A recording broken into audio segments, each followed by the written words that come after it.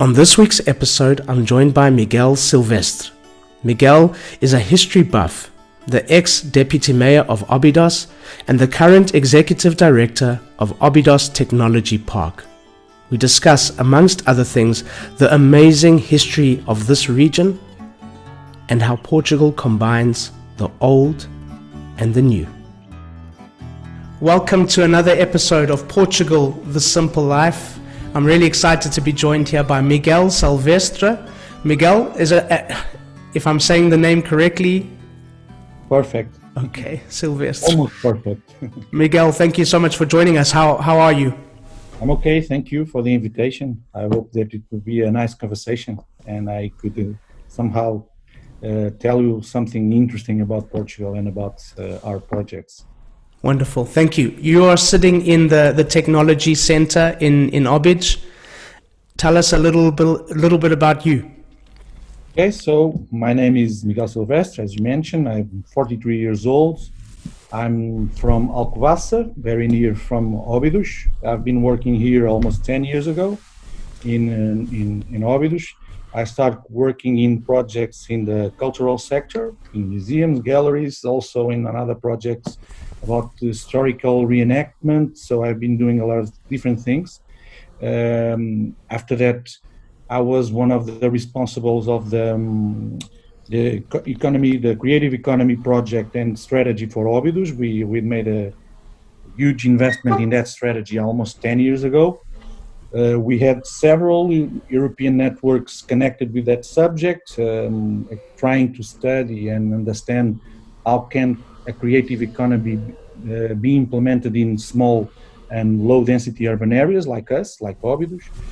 So, and it was like a natural step forward when I assumed the management of the technology park about 6 years ago, when we were constructing the main building where I am right now. Yes, this is a part of my office, a little bit that you could see. So it's my professional background in the moment. I'm not graduated in anything connected with technology or even economy or management. I'm graduated in history. So Wow. So it's a little bit different from what I'm doing right now. But I try to be a little bit more, I have several things that I enjoy. And I'm doing one of the things that I really like. It's about connecting people, talking about projects, and creating the connections between, especially technology and other sectors of the economy. So it's one of my main concerns is that we not became an island here, isolated with companies of tech companies that are not connected with other areas of our society or our community. Okay. We will talk a little bit later about the technology center and what you're doing there, because it sounds amazing. But maybe you mentioned that you started off your main area of expertise was actually history to start off with. We have the most amazing history for such a small country. What's your favorite part or your most interesting part of Portuguese history for you? It's a difficult question. Yeah. It's very interesting, almost in different areas. I like obviously the approach of Portugal in terms of the discoveries. When we became one of the most important countries, even in science specifically, that it's amazing what we have achieved in the 16th and 17th century, with all the great navigators of Portugal that goes to Brazil, to India, to Asia, to Japan. We were the first Occidental people arriving to Japan, especially by sea. So it's amazing. One of the things I really like, it's about the Portuguese heritage that it's all over the world. So it's truly one of the things that I like. Obviously, I like some characters of our history, some people of our history that are today probably less known than it should be. Mm-hmm. Like the Damião de Góis, that I even give the name of Damião to my son, that it was probably what I consider the most amazing Portuguese ever.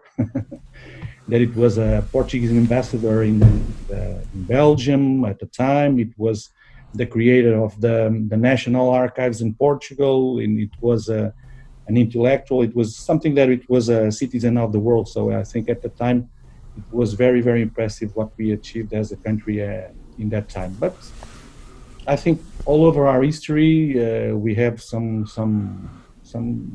parts of our history. I'm also very connected in terms of heritage and monuments.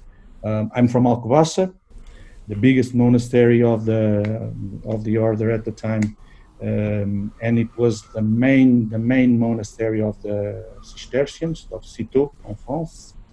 So I don't have a specific area that I really like more than others. So I studied that in my graduation. I started working in that area in Obidos also. So I did a lot of guiding tours and to tourists from Portugal, for other parts of the country, and from Europe, Brazil. So it's one of the things that I really enjoyed to do. It was always explaining a little bit what Obidos was, what it's Obidos right now. I think the main difference is today I don't talk so much about the past. I talk more about what we are doing right now, but it's basically the same. It's not very different. So, but I did that a lot for a long time with young kids also from schools. So it's a thing that I did for almost 4 or 5 years, you know. But for a guy that loves history, you live in the right area for that. I mean, you have Nazaré, all the history of Nazaré, and the chapel on the top in Nossa Senhora. You have Alcobaça, which is one of the most romantic love stories in the world. It's the real life Romeo and Juliet. Okay. Obidos, but you live in São Martinho de Porto, which has also got history as well. So you're just surrounded by beautiful Portuguese history. Yeah, it's true, and it's interesting because it was where I went in the summer with my parents to when I need to have go to the beach, or it was always to São Martinho de Porto. So when I had the chance to choose where I want to live, I choose São Martinho de Porto, and it's because it's probably one of the most beautiful bays in the world. So it's amazing. It's a beautiful place.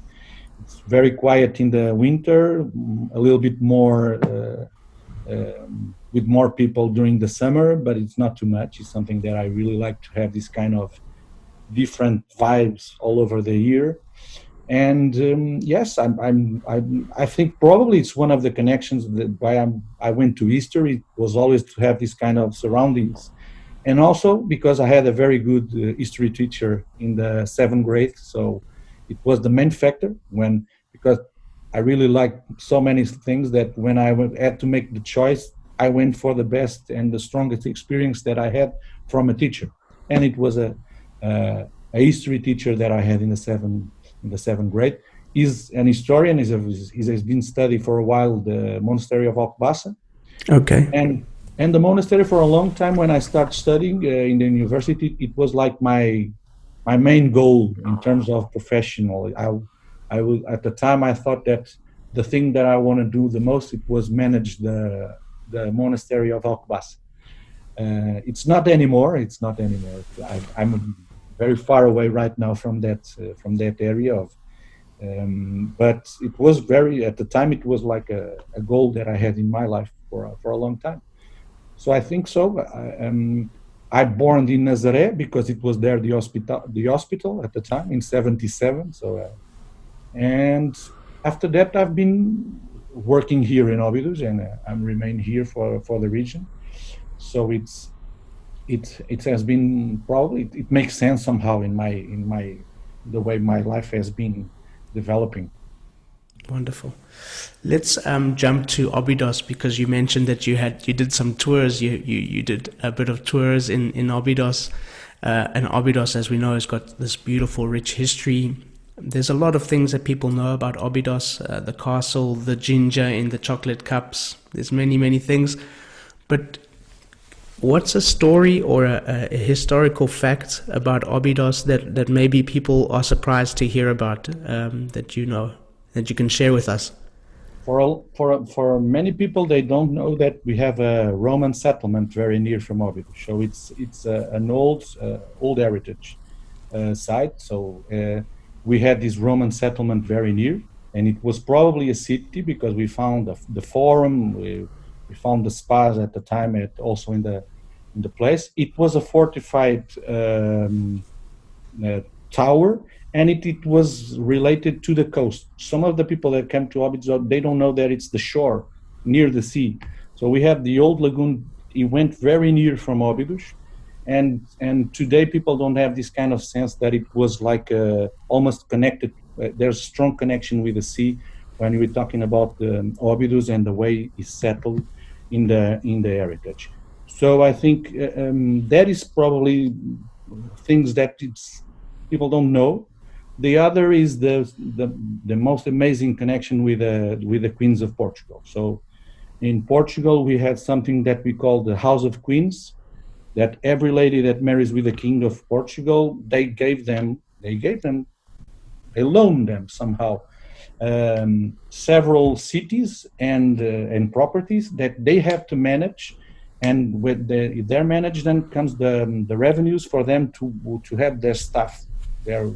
So it's a very interesting, almost like a contract. So, okay, you are the Queen of Portugal, you have this kind of cities, you have this kind of properties, use it well and use the money for the management of your house and the way it should work. And it's a very strong connections even today with that part of our heritage. And we have since medieval times queens that also made of course the churches, but many more than that. Obidos in the 16th century was one of the first towns in Portugal that solves the problem of water supply. Okay, how did they do that? They made an aqueduct with in exchange with the queen. The town gave to the queen the best farms that they had at the time. That it's the old round or old floor of the lagoon. We called Várzea da Rainha. That's exactly why that. And in exchange, the queen made the aqueduct that bring the water from 6 kilometers until the middle of the town. And also in terms of the urbanism and the architecture of the cities, it's very impressive when you are in the center. People probably don't know, but we have like a Renaissance plaza in the center of the town. The Praça de Santa Maria, that it's in front of the church of St. Mary's Church, that it's right in the middle of the town. It's a Renaissance project in the way it's been thought at the time, because it opens a flat plaza right in the middle of a very hilly town that it's very complicated as to work because it's in the top of the hill. Mm-hmm. And the idea is also it's very interesting to understand Obidos also because of you see very well the effects of several earthquakes that you had. Not only the 1755 that it was the biggest one in Lisbon, but especially in the 16th centuries that reshaped somehow the main street of Obidos has been reshaped after that earthquake. So it's a very interesting small town, but it didn't have a very important military history. So we don't have, there's not many fights or wars connected with Obidos.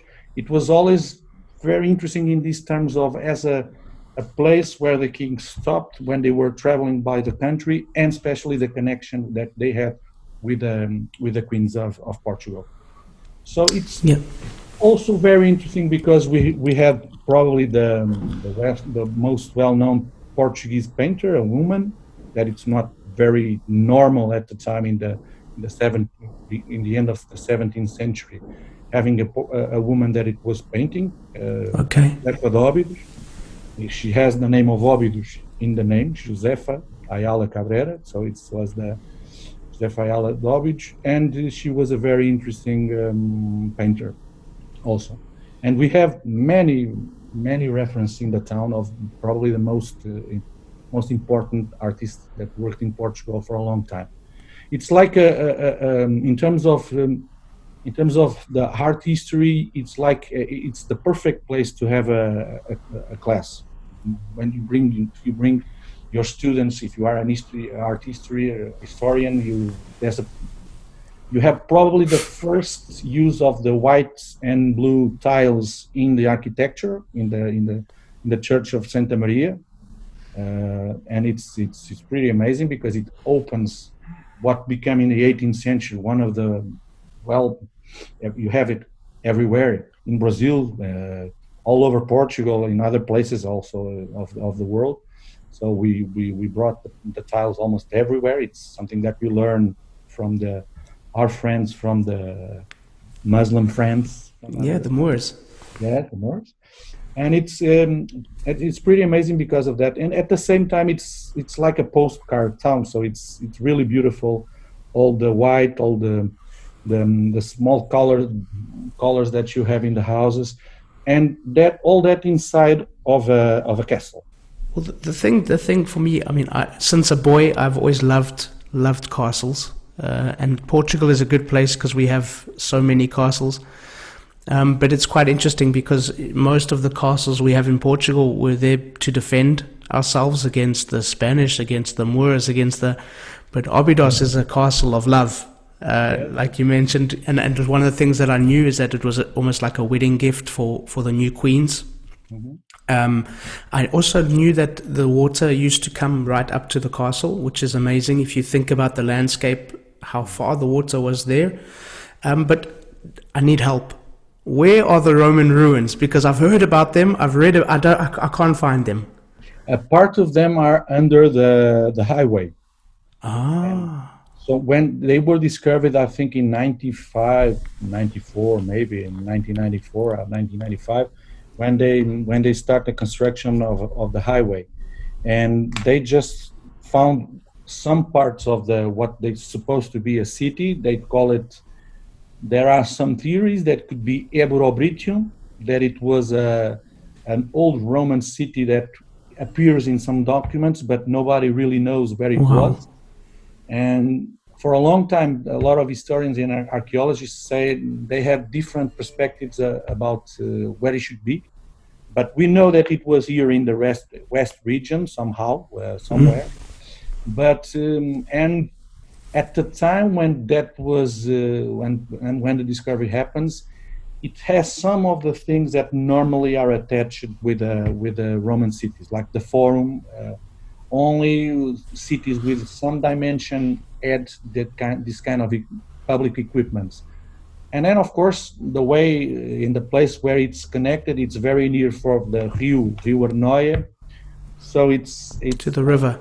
Yeah, the river, and and that is something that normally they do. So they are very near from the river because the river supplies and then takes the sewer and taking them away. So it's not completely proved, but it's very probable that over there it's Ebrobritium. So it's very near from the town.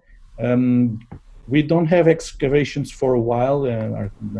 Archaeology, we should have it because it's a very important heritage. But it's very near from the town. So it's very near from the town. Incredible. There's so much in just this small part of Portugal to explore, and to so many stories, and we're very, very lucky. And like I mentioned, I grew up, I loved castles. My favorite castle as a boy was Castle Grayskull from He-Man. But now my favorite is Obidos, and I drive past it every single day to go home, and it's a wonderful thing. Miguel, you are a man of the past. You've studied the past and you've been involved with history, and you know so much about the history, but your next step was to work towards the future. And so tell us a bit about that transition from you mentioned Obidos Creative and then moving on to the technological park. Tell us about that. Okay. When we had this kind of internal discussion or debate about what could we do to diversify a little bit the economic tissue of the municipality, we were right in the middle of that European movement and world movement also about creative industries, creative economy. How can we use culture somehow to to make the economy stronger and even make culture a little bit more stronger. And we start to talk a lot about that, and also because Obidos it's not only about that kind of heritage, but we are very limited in some things about attracting big industries or big investments, because we don't have uh, space to do it, basically. So we have a very preserved territory, in terms of the environment is very strict. So it's not easy for someone to have a big factory coming to Obidos and open everywhere. It's not possible. So we have this kind of, we need to use a little bit our resources, what we have from different, and it's our history, it's the capacity of telling stories, it's tourism, and we start talking about the need to have a project that somehow could make the connection with the other dimension of this strategy. It's about digital economy, about the ICT companies, of information, of technologies. And at the moment, it was something also very, I think Portugal there was growing very fast. And that's why it was created the technology park. I always say that we already have all the crises that is possible to have during the implementation of our project, but we never know everything. So COVID, it was the last one. But we already had the world crisis about subprime, about that. It was exactly when we start selling the plots to companies to install here. So at the time we just sold two. We had more, but it was not possible because there was not economic conditions for companies to invest. And after that, we start creating our the main buildings that we have right now. That it's a very interesting project that people should see, even online. We won a lot of awards, of architectural awards for this project. After we have, or during the construction, we start to see that we have companies, we have people in the region, and also in Lisbon, that they were expecting for a project like this, where they could be together, where they could share their skills, their needs, even somehow. And we very easily, today I had to tell you that it was very easily, because it happens very fast. And for a long time, Portugal has a lot of people that are always saying the bad things about us. So we had a lot of people saying that it will be a huge failure. You will not have companies, you will not have people to work. And that is completely wrong. Okay, and today is easy to say. And but I think it was the fact of all these projects always happen during very difficult times. Even today, with all this connection with the COVID and all that, people are the things are still happening very well for us. So we had two companies that left our building when COVID starts, but we already have two companies entering, and new companies entering. So I think we are balanced between the bad news and the good news for a long time. But I think also the idea was always to have this economic development more connected with knowledge, not only with the classic approach of extracting something from our land, or having this kind of approach only to tourism. No, we need to have different ways to see our economy, different jobs, trying to attract people with different skills, with different expectations, even about life. And that was very important also because it puts some interesting pressure in areas like public education, public service, and it requires for us to be a little bit better. That probably we were not if we didn't have this kind of people coming to our territory and expecting more about what we have to offer. Okay, let me share here quickly, because I'd just like to share with people the photo. It's on Architecture Daily, the website actually, yeah. And there you can see the center. It's amazing. Yeah. It's beautiful, Miguel. Yeah, yes, it is, and it's like an emblematic piece of architecture, but at the same time, it's also it's very functional in the way we use it, and it has something. I think it's in every description about the building, the architect talks about the inspiration in the cloisters of the monasteries.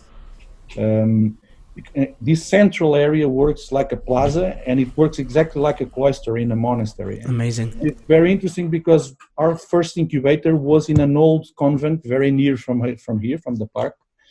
And some of the companies that we have here, they start in that cloister because people were drinking coffee, and they are talking with each other in that area. So the idea that the architect he tried to bring this kind of spirit of communion, of people talking and leaving the building to connecting in the cluster. So it was the main focus. The other thing is some at the beginning it was a little bit weird for us because people were expecting that you have an office here and you were seeing the castle and you were seeing the surroundings, but no, all the offices are connected to inside. Because the idea is to when you have an office here, that you are seeing everybody that are in the other offices, if they are leaving, if they are drinking something, if they are in the plaza. So the idea is to always try to bring a little bit more connection between and networking between people. So it was very interesting when he thought about the idea of a cloister, and he inspires in history to do it. And especially when he inspires in monasteries that it was very close environments. So even inside, people don't talk with each other. So it's also a very interesting way of how can you use history and reinvent things in something that it makes more sense for you in the times that you are living right now. So it's people very often when you are here, you see the castle in the background and people see that. So this is the new castle. This is the castle of knowledge of Obidos. So it's very easy for you to tell a story about something like that and use like a metaphor, something like that even the building is a little bit closed when you look in from outside. So, but everything we do here, it's we want it to be open, that everybody comes and to go and visit, and but that it's the main objective of the building. It's a very interesting piece of architecture. As you said, we architects it was one of the best and the biggest awards that we received. At the time, it was very interesting for us because we were in the CNN website as one of the buildings that they considered the most amazing at the time. And it was a very inspiring moment because it was probably the time when Obidos didn't have any boundaries about what we could be in the future. So it was a very interesting time. Even when we thought about this building, it was to be a reference, a world reference. It was exactly the kind of ambition that we thought that the building should have. Today, things it's a little bit. We are doing the hard work, that is bringing people, bringing companies, trying to help them be bigger. And but it's until now we have been almost around 80 to 90% of occupation of the building. It's very interesting for us. Wonderful. Basically, ICT companies, that it's the most that we have. Also, we still have this connection with the creative industry. So we have design companies, we have communication companies, we have architects here working with us. And what we thought is that it's more interesting for everybody when we have this environment, that it's a little bit more rich than if we only have companies about ICT. So ITC, yeah. So it's always the idea that conversation between three people with different backgrounds could be more interesting if they are all know what they are talking about, basically. So it's I think that the building it's an inspiration about that. Well, there's a few things that you've mentioned there. I love the I mean, I've been inside the building and I love how everybody's looking at each other. I find it quite inspirational because everyone's working and there's this energy.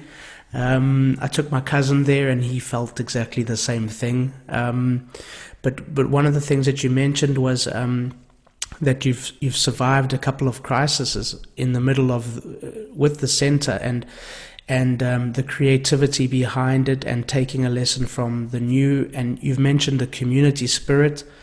These are all things that I've experienced here in Portugal. This thing that's made us survive some of the most difficult moments in Portugal has been, and what we are surviving now has been, community, creativity, and working hard. Is this something that you are experiencing and have seen as well? Every day. Every day. See, so it's always we try to, in a project like this, we have to be worried about the sustainability of the project, of course, with the revenues that we have, how we would pay our salaries in the next month. Of course, it's always that pressure that we have.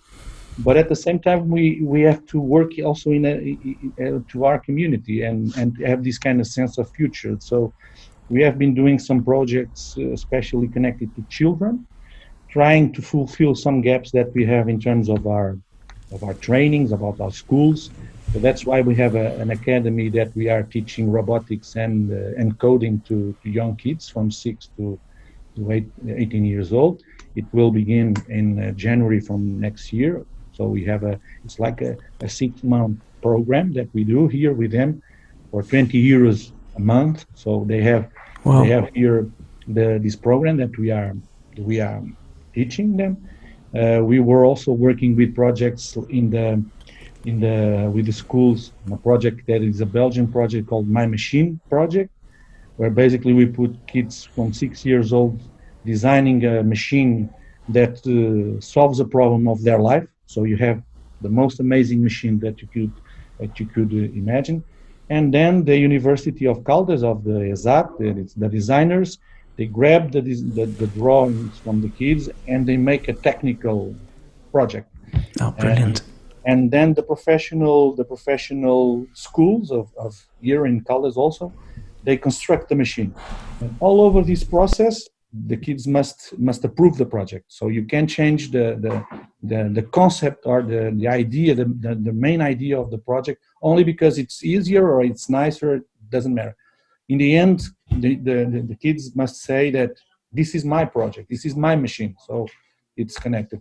And at the time, we thought on doing that because we want to create this sense of that everything is possible. So even for a young kid, it's not a problem for them to live here in Obidos. So they could dream, they could think they don't want to be an astronaut or something like that, and they could do it here in Obidos. So, and trying to somehow open also a little bit more to innovation. And we have been doing also a lot of this kind of helping people to reinvent themselves. So that we have programs that we are doing with other entities like Sencal, that it's in Caldas da Rainha, that we are giving training to people that are unemployed to work as developers, code developers. Wow. And for us, in the third year that we are doing this partnership, where we already had some people working in our companies from them, and this is the first year where we have a company that was created by people that come from that project, and they are working for Germany, developing software for them. So this is the little. For us, it's not a little victory. It's a very important project because Beautiful.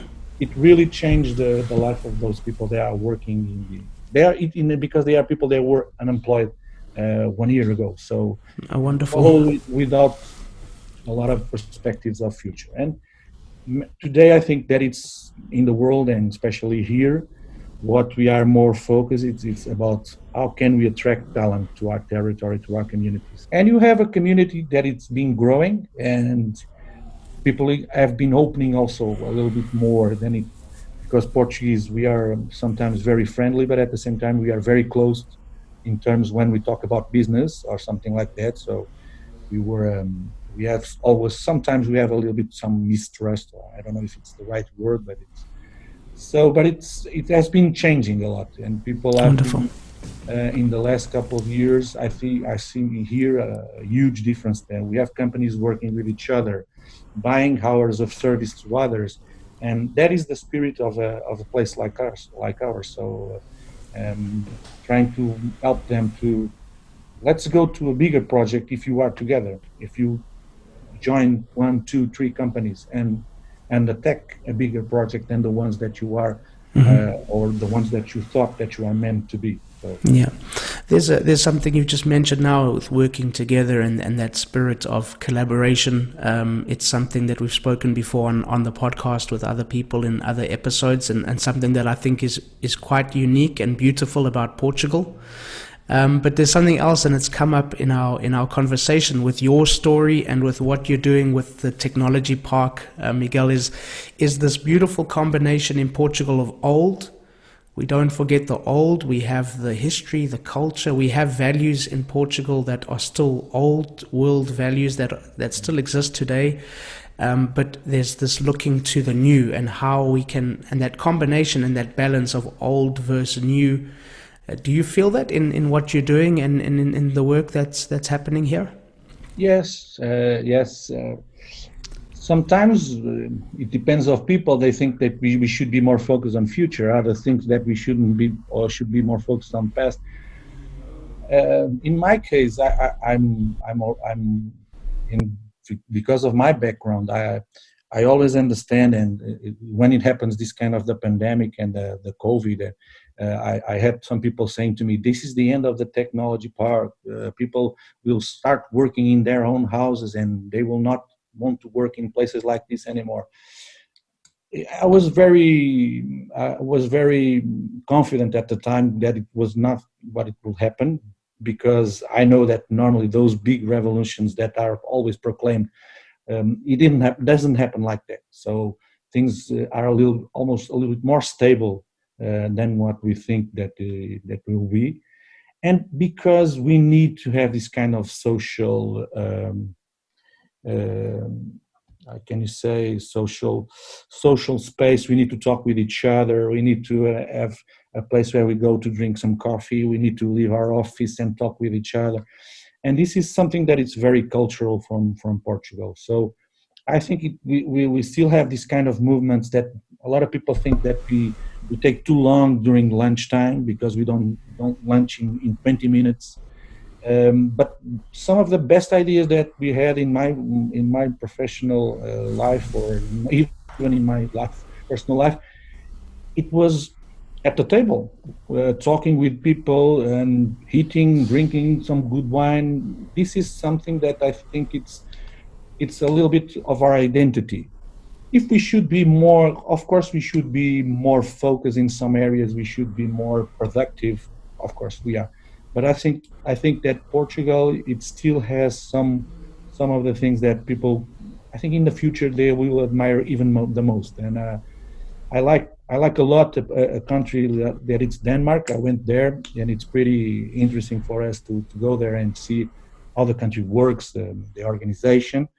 But when we went there and having people saying that they were the Latins of Scandinavia, it was a very interesting approach for me at the time to say, well, they really like some of the things that we have also. So I think they also have something to learn with our experience in our way of life. So I think right now we are finding our identity, even when we are connecting this area of startups, technology companies, and the Portuguese way of life.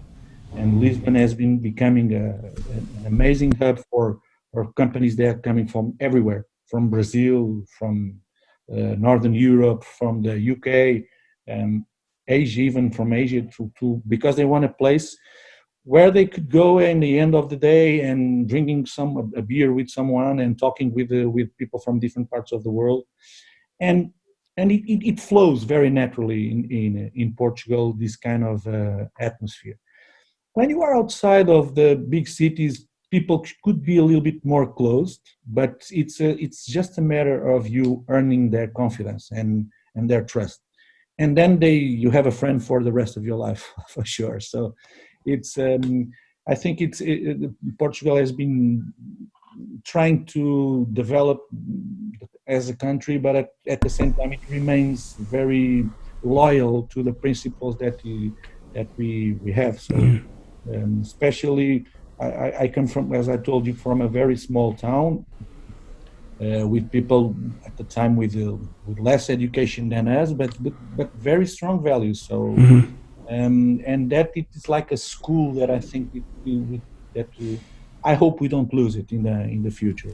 Yeah, I love that.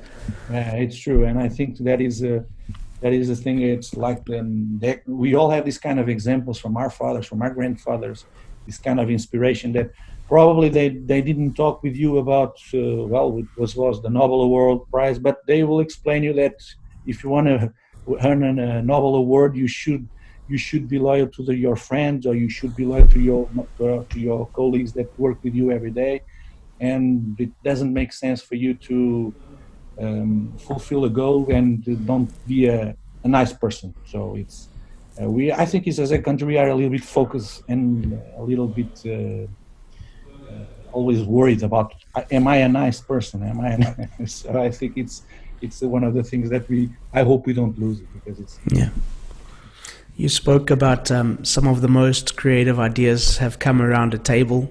I live in a little village called Bairro Senhora de Luz. You know the restaurant, the table. How good is the food at that place? It's amazing, and it's Melro. Are we talking about Melro? Oh, Melro, yeah, of course. Yeah. And it's very interesting, because when I start coming alone for the main buildings, we are ending the construction, and the first time I start work here, I remember that I was in Facebook and I saw that it opens a restaurant very near from the technology park. And I was a little bit worried, because we didn't have the restaurant yet at the time inside of the technology park. And I was always concerning about those where people have lunch. And I know that people like to have lunch in restaurants. They like to talk with each other, like to meet there. And I went there for the first time, and it was completely alone. I was alone, eating alone. They made the food just for me. I had to open the windows because it was completely dark at the time. And I went there almost every day since then, for almost 6 years. And I get to a point that I start have my lunch with them in the same table than the owners, and they were with and today they are my friends, and it was probably some of the best meals that I already have in my life. It was there at lunchtime, because they when they go fishing, they have the fish over there. If they go hunting, they have the meat over there. So they are very good sellers also. So they like, and they know how to sell the products that they have. Yeah, they are very focused on quality, and it's one of the things that you see, that there's no impossible places to open a restaurant in Portugal. So you could do it in the middle of nowhere, and if the restaurant is good, people go there, because we have this kind of food culture that it's, for me, one of the things that I like the most in Portugal. I could make, I don't know, 500 kilometers to go to a restaurant. I don't care. If it's good, it's an experience, I go there, no problem. Okay, well, next time I'm in Melro, you are my guest. I'll buy lunch. Thank you. Deal. I have someone near from me that is saying that he wants to go. He can join us. More people, the merrier. That's okay. Portuguese. Good. You know, Of course. Miguel, what 3 things can people remember or take away from this conversation? Well, I think I think it's the 3 things probably is it's a place where you feel well, Obidos or in Portugal, but it's a place where you feel well, where you feel safe. It's, for me, it's very interesting to be with Brazilians, because they came here. It's like they even the way they breathe, it's different. So they are safer. They go the rest. The other thing, it's about also a little bit about ambition, and about finding places and partners and people that want to do things with you, people that are open to cooperate, to collaborate, to share ideas. And I think that it's also something that we try to be. And the other thing, I think it's all the things that probably other places are trying to follow, because they are the main topics in the global agenda, like sustainability, like other. it's something that it's natural in the way we live. So of course we need to have more environmental probably activities. I don't know, but the air is clean, the water is okay, the beaches are amazing. So it's still a very, very sustainable places to be and to live. And I think it's at the time, I think it's like almost very futuristic. I think so, in the way that we still have a very strong quality of life. I think so. And if people who have kids who want to be quiet, want to have their sons on a school without having this kind of the problems that you could have in a bigger city, this is the right idea. So Miguel, how can people find you online and get in touch with you with the work that you're doing? Okay, so I'm if someone goes to the technology park, obidospark.com, it's our URL of our website. We are there through Facebook of the Obidos Park, through Instagram of Obidos Park, LinkedIn. I'm also LinkedIn, not only the park but myself. Even by my social and private networks, Facebook, I'm there, Miguel Silvestre. And my email, silvestremiguel@me.com. So I'm there. People just send me an email, and I will try to answer the quick as I can. So, and okay, I'm going to put links in the show notes of the podcast so people can find the center, find you, and get in touch, because I think the project that you're doing there is really, really wonderful. But for now, we're almost finished. Miguel, a question that we ask all of our guests: Portugal, the simple life, why? I think it's if you want to resume everything I said, I think it's that exactly, Portugal, the simple life, because I think we still remain very connected with the most important things that we have in our life. Family, I think it's important. The relation to the community. We still are not very ambitious in terms of our jobs, our companies. We want to have this kind of honest and simple life. We want to grow up. We want to be a part of the world as a citizen and also as our professional projects. But I think it's basically that. So I think it's an interesting place to live, because you have this kind of very strong and deep connections with the things that I think it's most important. Okay, probably you have lack of something else that exists in other countries, but in the end, it's really the most important thing that you have. Well, I think in Portugal you still have this kind of very strong connection with the most important things that we have in life. And I think it's about friends, it's about being with each other, it's about being safe, being quiet, don't have any problems with your neighbors, with something else. So I think that it's a nice place to live. And not only if you have 70 years old or 80 years old, it's even if you are young and if you like surfing, if you are a software developer, you could work here and you already have the infrastructure that could help you to be doing whatever you want to in every part of the world. So I think it's still, with all the things that we have to improve as a country, of course, and even in my project, in my own life, of course, we have other things that we should be doing much better, and we will do it much better in the future. But I think it's you have this kind of really interesting balance between quality of life, also the service that you need, and if you like sports, if you like being in the outside, having this kind of style of life that it's more healthy for you, I think it's an amazing country to doing that. So, and that's basically what we want to do as Portuguese and professionals to become even better. Wonderful. Miguel, thank you so much. I love this conversation. Lunch is on me at Umalru soon. But for now, I'm going to let you call it. That's a wrap. So thank you once again to Miguel, and thank you to all of you. Please subscribe, share with your friends, give us a thumbs up, and please leave a comment or a review. We'd love to hear from you. Welcome to the simple life.